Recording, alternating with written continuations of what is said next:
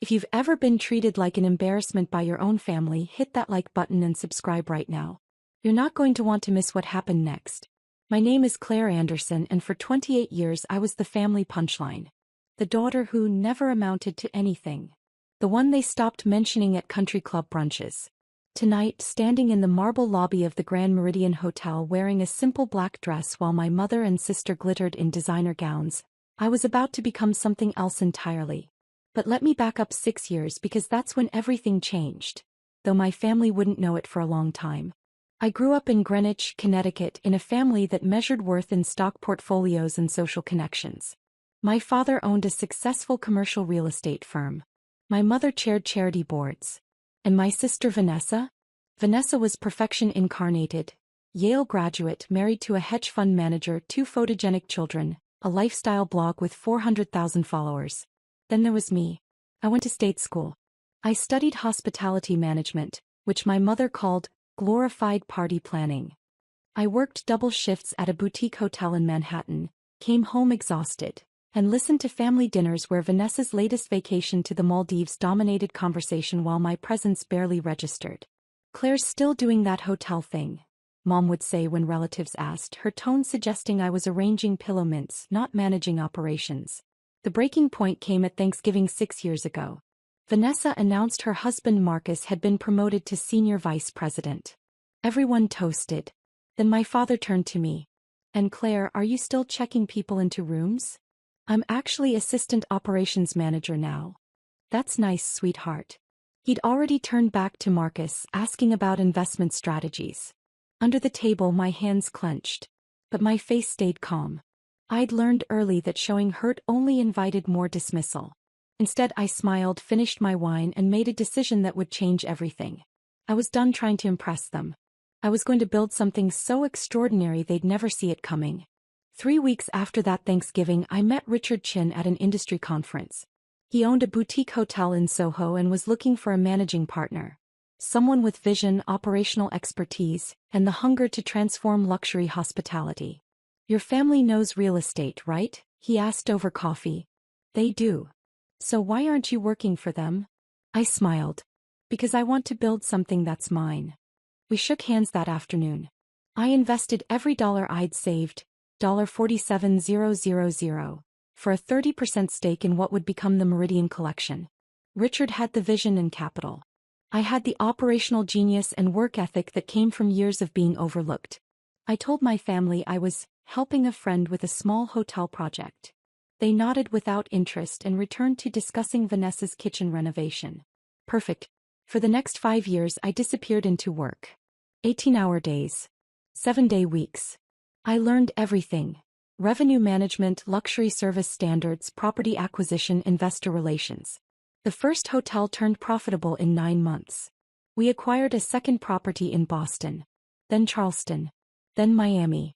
By year 3, the Meridian Collection had 12 properties across the East Coast. By year 5, 28. I attended family dinners once a month, wearing Target dresses and saying little. When they asked about work I said fine, and changed the subject. When Vanessa complained about her nanny or her contractor I listened. When my parents needed help with their foundation's silent auction, I donated a weekend stay, listed as from a friend in hospitality. They had no idea those weekend stays were selling for $8,000 at auction.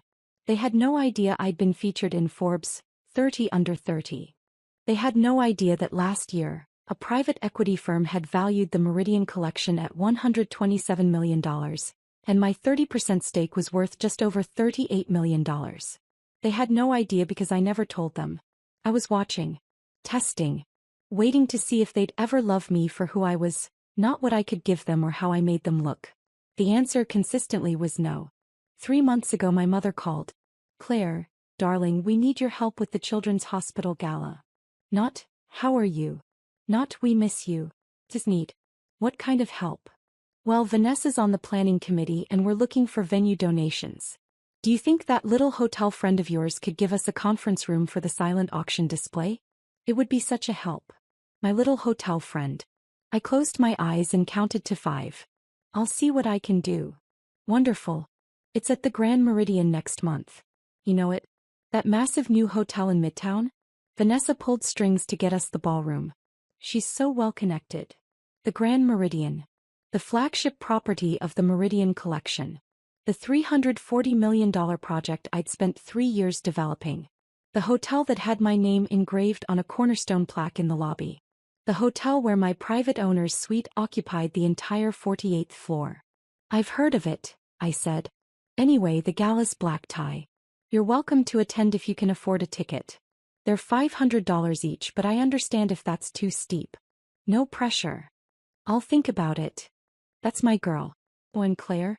Maybe borrow a nice dress from someone? Vanessa's fashion blogger friends will be there, and we want to make a good impression as a family. I hung up and stared at my office ceiling. The office with floor-to-ceiling windows overlooking Central Park. The office where Richard and I had just finalized our expansion into European markets. Then I picked up my phone and called Marcus, our security director at the Grand Meridian. Marcus, the charity gala next month? I need you to do something for me. I arrived at the Grand Meridian at 7 p.m., right on schedule. The lobby glittered with crystal chandeliers. The baccarat pieces I'd personally selected. The marble floors gleamed, Calicut gold from the Italian quarry I'd visited twice to ensure perfection. Every detail reflected 5 years of obsessive work. And standing near the elevators holding champagne flutes and laughing with a cluster of women in Chanel, were my mother and Vanessa. I walked toward the ballroom entrance, keeping my distance. Claire. My mother's voice carried across the lobby. Oh, Claire, wait. I turned. Vanessa's expression shifted from surprise to something harder. What are you doing here? My sister asked. Did you buy a ticket? I'm attending the gala. In that dress. Vanessa looked me over. My simple black cocktail dress from Nordstrom Rack, my grandmother's pearl earrings, my practical heels. Her lip curled. There are going to be photographers. Vanessa's right, sweetheart. Mom touched my arm. Maybe you'd be more comfortable in the hotel bar? We could get you a drink and you could watch the gala from there. No pressure to mingle with people who might make you uncomfortable. People who might make me uncomfortable. Translation. People she didn't want seeing me with them. I have a ticket, I said calmly. You spent $500 on this? Vanessa laughed. Claire, that's like half your rent. I said nothing. Drop a comment and let me know where you're watching from tonight. Actually, Vanessa continued, linking her arm through Mom's. Marcus and I rented the entire 47th floor for our party afterward. Just the major donors, you understand. The people who gave $50,000 or more. I don't think you'd fit in with that crowd. I understand. Good. Mom smiled. We love you, sweetheart, but this is important for our reputation. For Vanessa's social standing. You understand. They swept past me toward the ballroom, leaving me standing alone in the lobby I owned. I counted to 10. Then I texted Marcus, it's time. The gala was everything I'd planned, magnificent.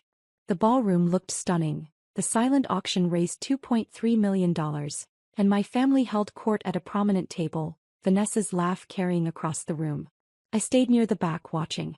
Several people recognized me, board members, investors, luxury hospitality colleagues, but I deflected attention. Tonight wasn't about networking. Around 10 p.m. after the program ended, guests began filtering out. Vanessa's group headed toward the elevators, laughing and flushed with champagne and self-congratulation. I followed at a distance. 47th floor. Vanessa announced, pressing the button.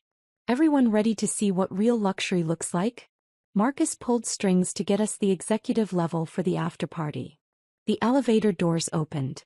I stepped in last, standing in the back corner. Mom noticed me first. Claire? What are you doing?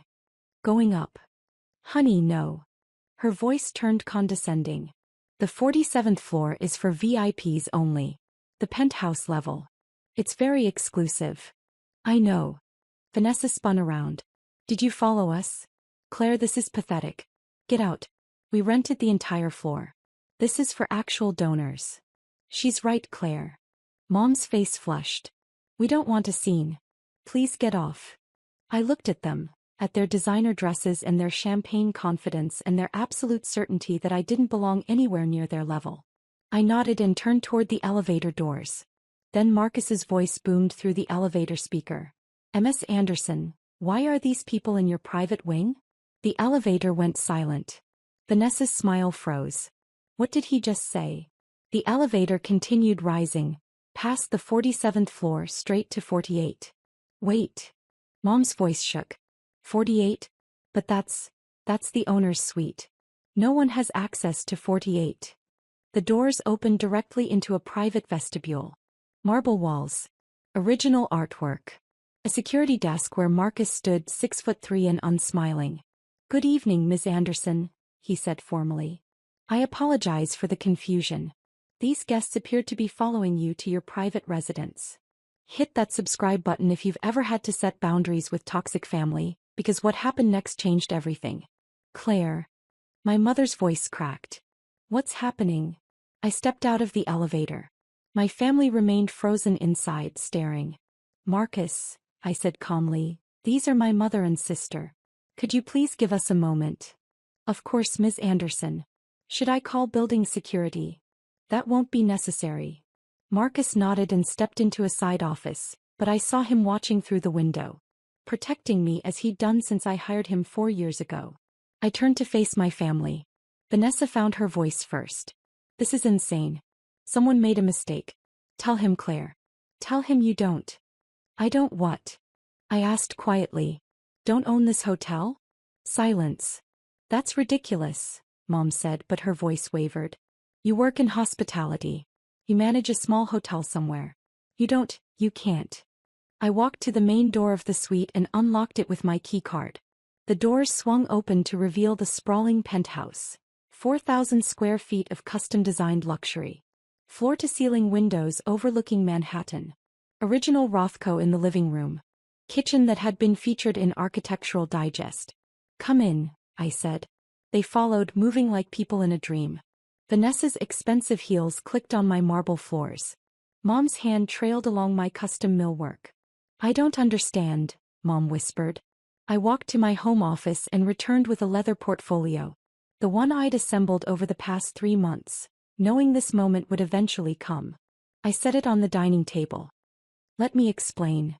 The first document I removed was the Forbes article from 2 years ago. 30 Under 30. Claire Anderson, co-founder of the Meridian Collection, redefines boutique luxury hospitality. My face smiled up from the page. The article detailed our $127 million valuation, 28 properties expansion plans. Vanessa grabbed it with shaking hands. This can't be real. The second document was the property deed for the Grand Meridian Hotel. Purchased 18 months ago for $340 million through a corporate entity I controlled. My name clear as day on the ownership documentation. You're listed as owner, Mom read aloud, her voice barely audible. But how? Where did you get? The third document was my personal financial statement, prepared by Morgan Stanley Private Wealth Management. Total assets, $43.7 million. Real estate holdings. Investment portfolio. Stock in the Meridian Collection worth $38.2 million. My mother's champagne glass slipped from her hand, shattering on the floor.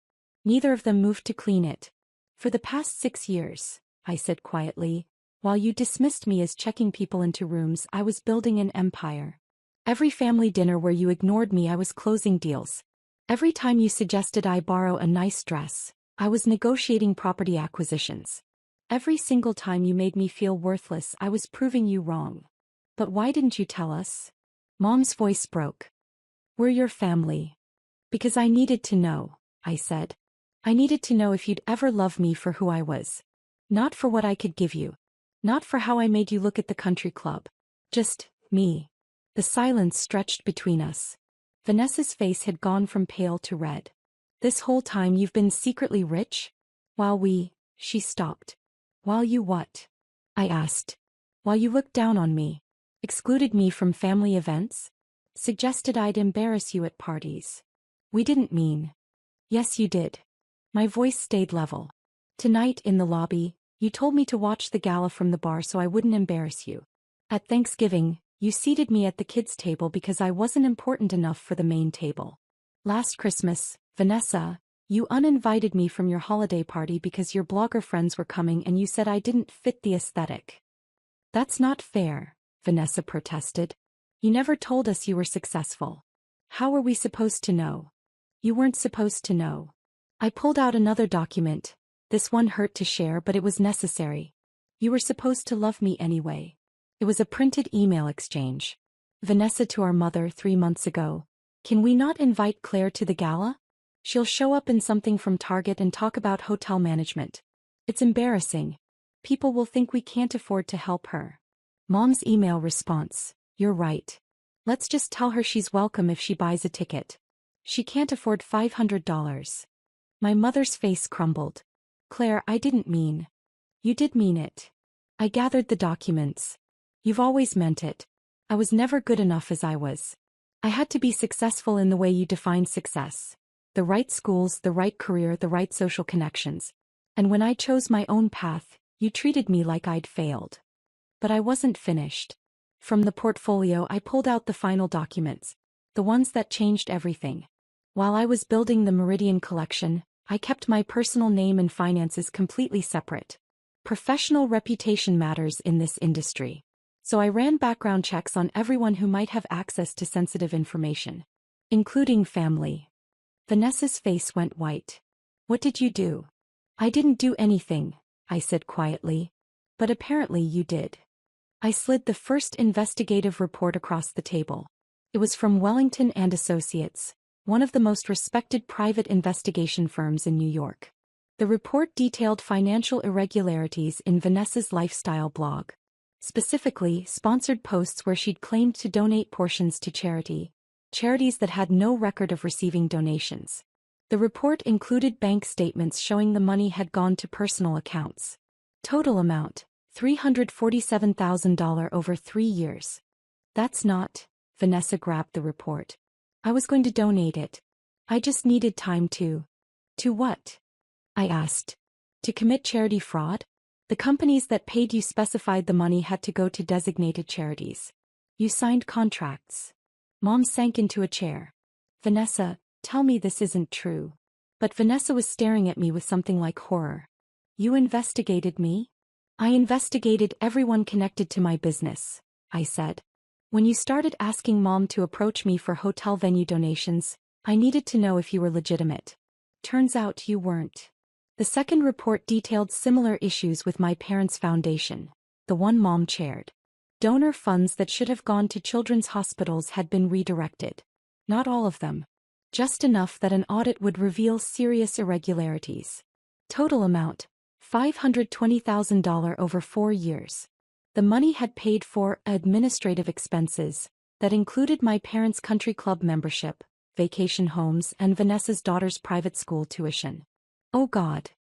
Mom covered her face. Claire, you have to understand we were going to put it back. When? My voice stayed quiet, controlled. When were you going to put back the money that sick children needed? A knock at the door interrupted us. Marcus's voice. Ms. Anderson, your 10:30 appointment is here. I opened the door. 2 people stood there. A woman in a sharp blazer carrying a briefcase and a man in a dark suit with a federal badge. Special Agent Morrison, FBI, the man said. We're here about the financial investigation. Vanessa stood so fast her chair toppled backward. FBI. Last month, I said quietly, I submitted these reports to the appropriate authorities. The FBI handles charity fraud. The IRS handles tax evasion. The state attorney general handles foundation mismanagement. You reported us? Mom's voice rose to a scream. Your own family? You're not my family, I said. The words came out calm, final. Family doesn't work like this. Family doesn't measure worth by bank accounts and social status. Family doesn't exclude people from parties because they're embarrassing. Real family, the family I chose, supported me when I had nothing. Believed in me when I was building from scratch. Celebrated my victories and held me through failures. I gestured around the penthouse. This hotel. I built it with Richard Chin, who took a chance on a 23-year-old with $47,000 and a dream. The silent auction tonight raised $2.3 million, and $1.5 million of that came from anonymous donations I arranged through my business network. The Children's Hospital will get every penny they were promised plus more. Special Agent Morrison cleared his throat. Ms. Anderson, We'll need to speak with Mrs. Anderson and Mrs. Marcus Reynolds separately. Of course. I stepped aside. Marcus will show you to conference rooms. As they stood to leave, Vanessa grabbed my arm. Please. Claire, please. Don't do this. We're sorry. We'll fix it. We'll make it right. I looked at her hand on my arm. The same hand that had pushed me out of family photos, that had air-quoted career when describing my work to her friends, that had texted Mom about how embarrassing I was. I gently removed it. You taught me exactly how much I was worth to you, I said quietly. I just raised my price. Now you can't afford me. What does that even mean? Vanessa's voice cracked. It means I'm done begging for a place at this table. It means I'm not expecting anything from you anymore. I'm simply declining. Declining your judgment. Declining your conditions. Declining your version of family. Mom stood frozen, mascara tracking down her face. So that's it? You're just going to let them arrest us? I'm not letting them do anything, I said. You committed crimes. They're doing their jobs. The only difference is that I stopped protecting you from the consequences of your choices. Agent Morrison gestured toward the elevator. Let's go. As they left, Vanessa turned back one last time. You planned this. All of it. You wanted revenge. No, I said honestly. I wanted a family who loved me. But you taught me to build my own instead. The elevator doors closed. Within 24 hours, the FBI had frozen my parents' accounts pending investigation. The foundation's board held an emergency meeting and removed my mother as chair. Vanessa's lifestyle blog sponsors began demanding refunds and contract terminations. Within 48 hours, the story hit the press. Not through me, I refused all media requests, but through the very social circles my family had valued so highly. Charity fraud investigations make headlines, especially when they involve prominent families. Vanessa's influencer friends abandoned her. Her blog views dropped by 80%. Marcus filed for divorce within a week, citing insurmountable trust issues and criminal liability concerns.